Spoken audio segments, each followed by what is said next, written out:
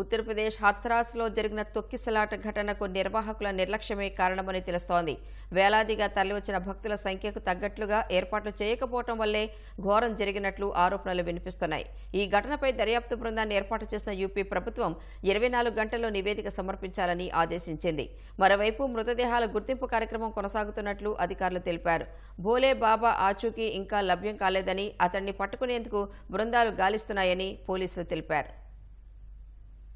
ఉత్తరప్రదేశ్ హత్రాస్లో జరిగిన తొక్కిసలాట ఘటనపై ఉత్తరప్రదేశ్ ప్రభుత్వం దర్యాప్తు బృందాన్ని ఏర్పాటు చేసింది. 24 గంటల్లో నివేదిక ఇవ్వాలని ఆదేశించింది. ఆగ్రా అదనపు డీజీపీ, అలీగఢ్ డివిజనల్ కమిషనర్ దర్యాప్తు బృందంలో ఉన్నారు. హత్రాస్లో జరిగిన సత్సంగ్ ప్రైవేటు కార్యక్రమమని సబ్ డివిజనల్ మెజిస్ట్రేట్ అనుమతి ఇచ్చినట్లు జిల్లా మెజిస్ట్రేట్ ఆశీష్ కుమార్ తెలిపారు. జిల్లా యంత్రాంగం వేదిక వెలుపల భద్రతా ఏర్పాటు చేయగా లోపలి ఏర్పాట్లన్నీ నిర్వాహకులే చేసుకున్నట్లు జిల్లా మెజిస్ట్రేట్ తెలిపారు. సత్సంగ్ నిర్వాహకులపై ఎఫ్ఐఆర్ నమోదు చేసినట్లు యూపీ సర్కార్ తెలిపింది. హత్రాస్ తొక్కిసలాట ఘటనలో చనిపోయిన వారి మృతదేహాల గుర్తింపు కొనసాగుతోంది. స్థానిక ప్రభుత్వాసుపత్రిలో మృతదేహాలను మంచు దిబ్బలపై ఉంచారు. కొన్నింటిని సమీపంలోని ట్రామా సెంటర్లో, మరికొన్నింటిని ఎటా జిల్లా ప్రభుత్వ ఆసుపత్రిలో ఉంచారు. మంగళవారం మధ్యాహ్నం జరిగిన హత్రాస్ తొక్కిసలాటలో 116 మంది చనిపోగా వారిలో 108 మంది మహిళలు, 7 చిన్నారులు, ఓ పురుషుడు ఉన్నట్లు అధికారులు వెల్లడించారు. గాయపడ్డ వారి సంఖ్య 100 నుంచి 200 మంది దాకా ఉండొచ్చని అధికారులు తెలిపారు. హత్రాస్లో సత్సంగ్ పేరుతో జరిగిన ఆధ్యాత్మిక కార్యక్రమానికి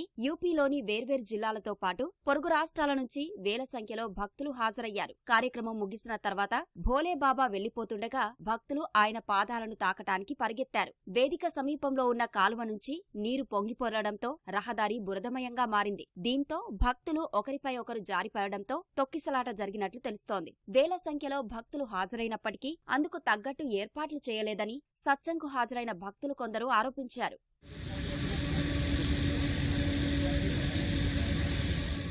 యూపీకి చెందిన నారాయణ్ సాకార్ హరి, సాకార్ విశ్వహరి అలియాస్ భోలే బాబాగా గుర్తింపు పొందారు. ఎటా జిల్లాకు చెందిన ఆయన 26 ఏళ్ల క్రితమే ఉద్యోగం వదిలి ఆధ్యాత్మిక బాట పట్టినట్లు ప్రచారం చేసుకున్నాడు. తనకు గురువు ఎవరూ లేరని, సమాజహితం కోసమే భక్తి మార్గం ఎంచుకున్నట్లు చెప్పుకునే భోలే బాబా అలీగఢ్, హత్రాస్ జిల్లాలో ప్రతి మంగళవారం సత్సంగ్ నిర్వహిస్తుంటారు. ఉత్తరప్రదేశ్, ఉత్తరాఖండ్, హర్యానా, రాజస్థాన్, ఢిల్లీతో పాటు దేశవ్యాప్తంగా భోలే బాబాకు లక్షల మంది అనుచరులు ఉన్నారు.